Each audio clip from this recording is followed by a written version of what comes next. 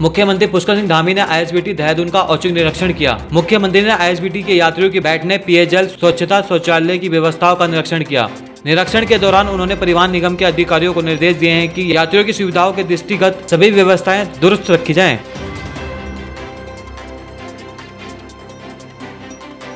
पहली बार एक मंच पर दिखा कायस्थ समाज। आर.के. सिन्हा कायस्थ रत्न से हुए सम्मानित। कांग्रेस प्रदेश अध्यक्ष गणेश गोडियाल ने दावा किया है कि उत्तराखंड की राजनीति में अगले 15 दिन कुछ भी बड़ा हो सकता है। गोडियाल ने कहा है कि बीजेपी के कई बड़े नेता कांग्रेस के संपर्क में हैं, लेकिन ये जरूरी नहीं है कि हम कांग्रेस में उन्हें शामिल करेंगे। हमारे संपर्क में बहुत से लोग हैं, लेकिन हमने कहा कि जितने भी लोग हमारे संपर्क में हैं भारतीय जनता पार्टी के, उनमें से ये जरूरी नहीं है कि हम सब को कांग्रेस में शामिल करें।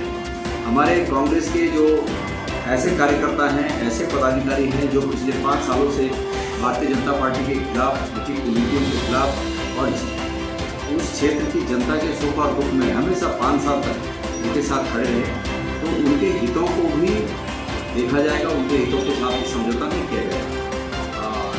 अगर कहीं पर ऐसी आवश्यकता है तो हमारे संपर्क में है और निश्चित रूप में इस 15 दिन के बाद आपको कुछ नया देखने को मिलेगा।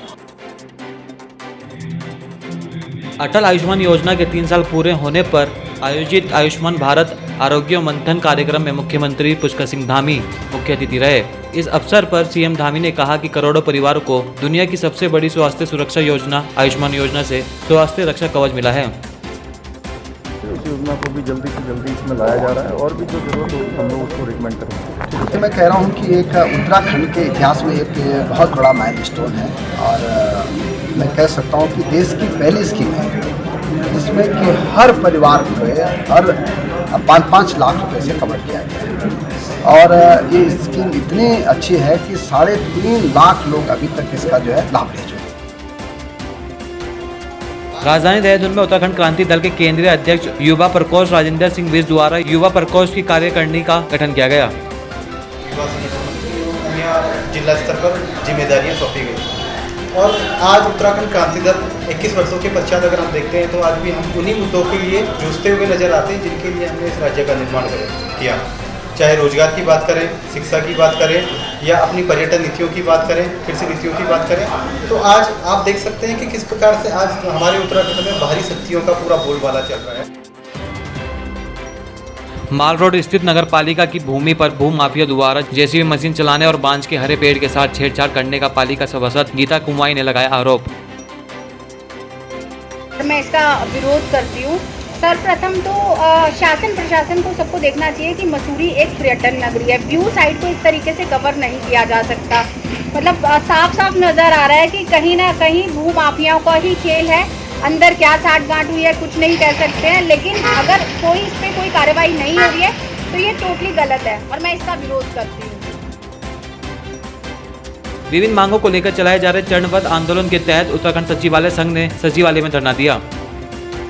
ये सचिवालय संघ की कुछ मांगों के लिए पिछले 1.5 महीने से हम लोग लगातार प्रयास कर रहे हैं और इस बारे में अपना मांग पत्र और जो भी सचिवालय के जेन्युइन मुद्दे हैं, कर्मचारियों को रिलेटेड जो समस्याएं हैं उनके निराकरण के लिए लगातार पुरजोर मांग हम लोग कर रहे हैं और पर्याप्त समय देने के बाद सक्षम अधिकारियों को उसके बाद भी सक्षम अधिकारी के स्तर से इन मांगों को पूरा नहीं किया गया और ना ही कोई गंभीरता दिखाई गई।